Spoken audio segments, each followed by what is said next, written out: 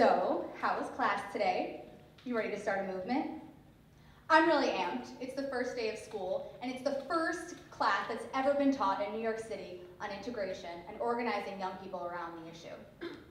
I'm excited because the year before, it had just been 6 young people sitting in my classroom on a lunch break, discussing if they could be involved in the conversation on school integration. And now it's officially become a class in the South Bronx, in one of the most segregated districts in the country.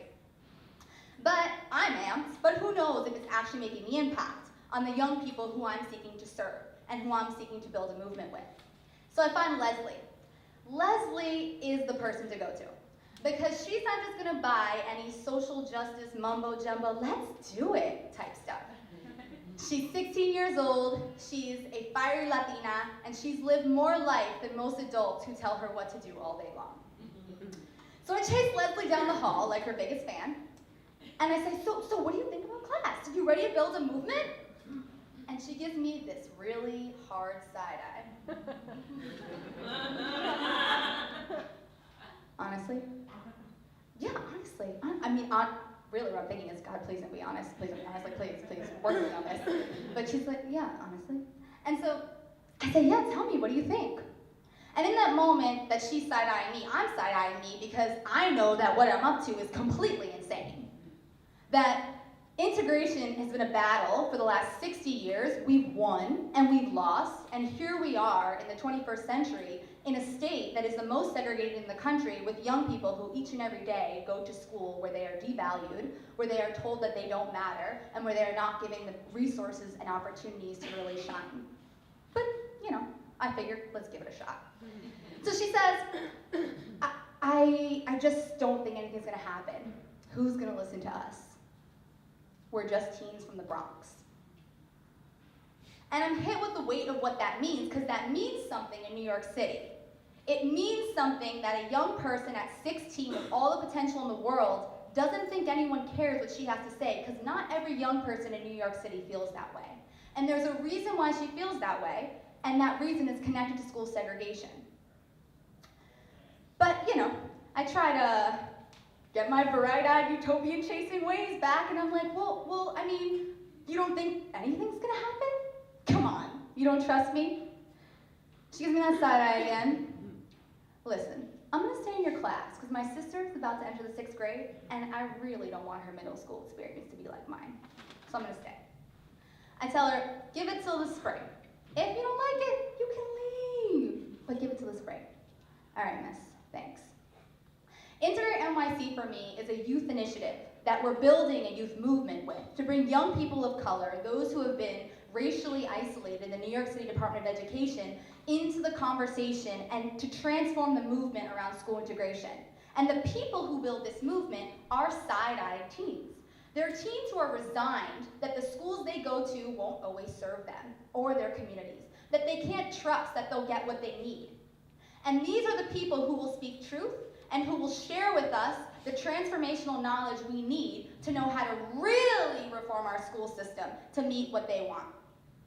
So I'm going to tell you 3 stories of some side-eyed teens who have started a movement and who are transforming the conversation around school integration to make sure that it includes their needs and meets what they need, and they say how it goes. And I tell you, a really good side-eye means we're onto something. Here we are, about a year and a half ago. I'm in advisory. And during advisory, we're supposed to build community and connect young people to their education.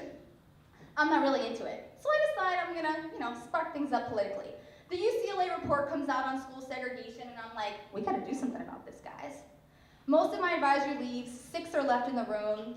If any of you have shared a school building or an office space or a classroom, when you share one building with 4 schools and one classroom with 5 teachers, and young people are in and out of there all day long who have a lot of stuff going on, and teachers have a lot of stuff going on, it smells like BO, there's papers everywhere, there's like Takis, you know what Takis are? They're really spicy chips. They're everywhere, the windows are caged, and you just don't really want to be there. And it's not really space for visioning, but we decide to do it anyway. So I'm sitting there and I'm like, so listen, school segregation, what do we think about it? Kids are separated, resources are separated, what are we gonna say? What do you have to say about it? What is a resource that we really think will move people to action? What should we do some research around? And what should we start a campaign about? You take the floor. Timothy, 16 years old, 6 feet tall, Puerto Rican, charming, electric enthusiasm, stands up. The lunch, it sucks. The lunch. There's my movement. And I give him a nasty side. I'm like, Timothy, and he's like, no, the lunch, it sucks.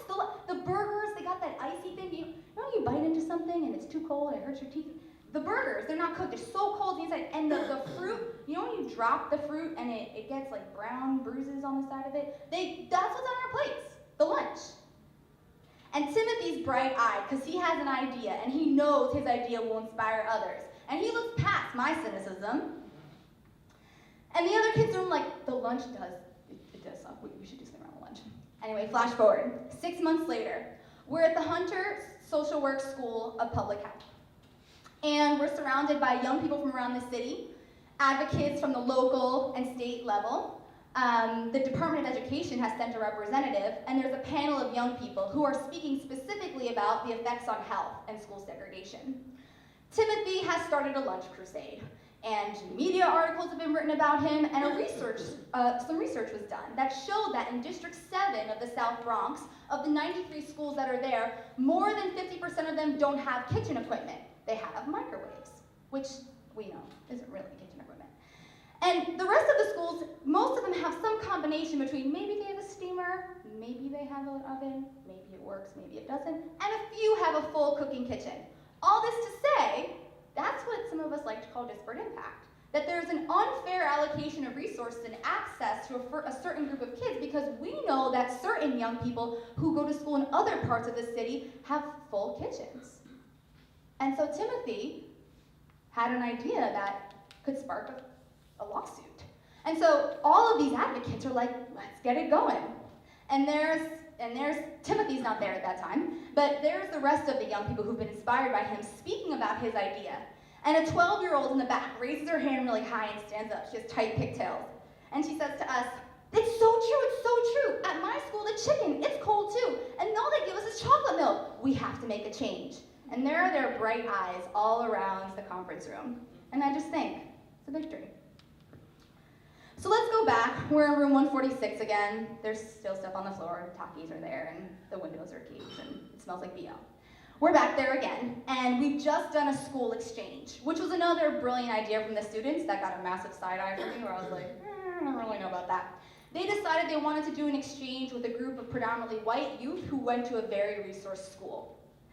I'm concerned, I'm resigned, I'm cynical, but we do it anyway. And so we're debriefing.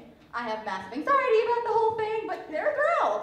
So Sam, who's a 16-year-old Latina, who's always wearing black, super alternative, and pink Barbie braces, is sitting there just like, Miss, they booked out violins. They have violins at their school. Imagine we had violins. And I have a moment where I'm kind of frozen because I can't imagine it. I don't know where we're gonna find a teacher. I don't know where we're gonna get violins. And like I said, there's 4 of us sharing a room. I don't know how that's gonna happen.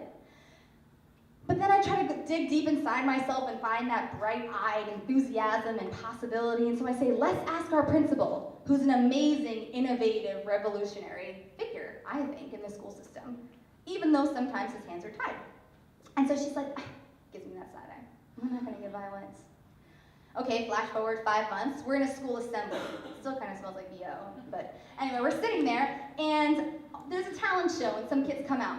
And all of a sudden, a teacher comes on the stage and says she'd like to introduce the first violin quartet at our school. And 4 awkward teens walk on, super artsy, 1 basketball jock, and they start to play chopsticks on violins. And it's out of tune, and the kids are kind of giggling, like, what the heck is going on up there? But Sam turns around to me, and she giggles, and I'm just in a puddle, because I know that's Sam's victory. So let's come to this year, where we're in the class with Leslie. AB strolls into class 20 minutes late. I was busy. Do you have a pass? No. Okay, great. AB sits down in the back. And the movement begins. We're talking about disparate impact, which basically is sharing with the young people that experiences that they've had are structurally designed so much so that young people who represent their racial background are not going to get the same access to resources as other young people in the city because of how much money they have or where they live or what their skin color is. And Amy's sitting in the back like, oh, it's like just an extenuated side-eye roll, like, get me out of here. So I go in the back and I'm like, all right, what's going on over here? Like, can you just do like 1, 2, and 3, whatever. I'm doing this teacher thing that I hate, but I do it anyway because it works sometimes. So I'm like, what's going on? And he says to me, I just don't get this class. I hate it. I hate this class. And I'm like, why? He's like, it's so hard. It makes no sense. None of this makes any sense. And I'm like, well, are you taking responsibility for what you need to take responsibility for? And that's just like wrong move, like teacher 101, like it's over, game over. And he creates this like elaborate tent out of his hoodie and just disappears for 2 minutes. He's gone. Goodbye, everybody.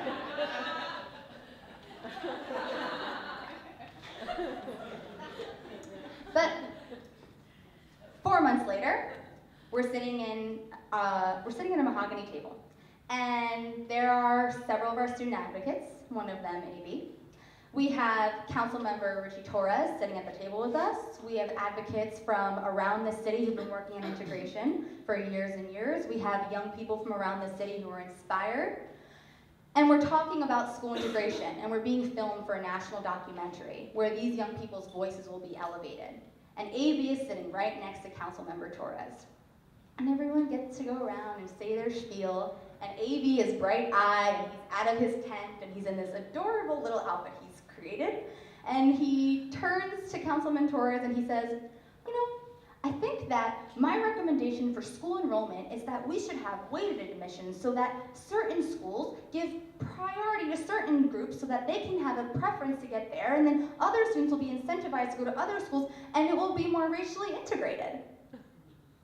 And Councilmember Torres turns to him and says, you know more about this topic than most councilmen do. And AB is just beaming. I tell these stories, and they're victories for me. But we still are currently sitting in the most segregated state in the United States of America. Over 1,000 schools in New York City would be considered severely segregated. Of all the schools that don't have arts teachers in this city, 75% of them are predominantly Black and Latino schools. In the sports arena, over 17,000 young people of color go to schools without any sports teams, where some white middle-class youth attend schools that have up to 40 teams. I say this because we are in a dire situation, and what we need urgency, and we need clarity, and we need young people to come to the forefront and say what the impact is on them and how this is going to go. And the young people who are going to make the greatest impact on this are the side-eyed teens, because they're the young people who've lived through the impact, and they're the young people who still have a vision and whose voice must be heard. So back to Leslie. We're in class today. She's listening to some interesting top 40 hit on her headphones, and I was trying to get her attention, but anyway, she's still a little resigned. I mean, aren't we all? But today Leslie is working on her story, because tomorrow the Huffington Post is coming to my school to interview Leslie and hear what she has to say about school segregation and hear how she says that it's going to go. Thank you.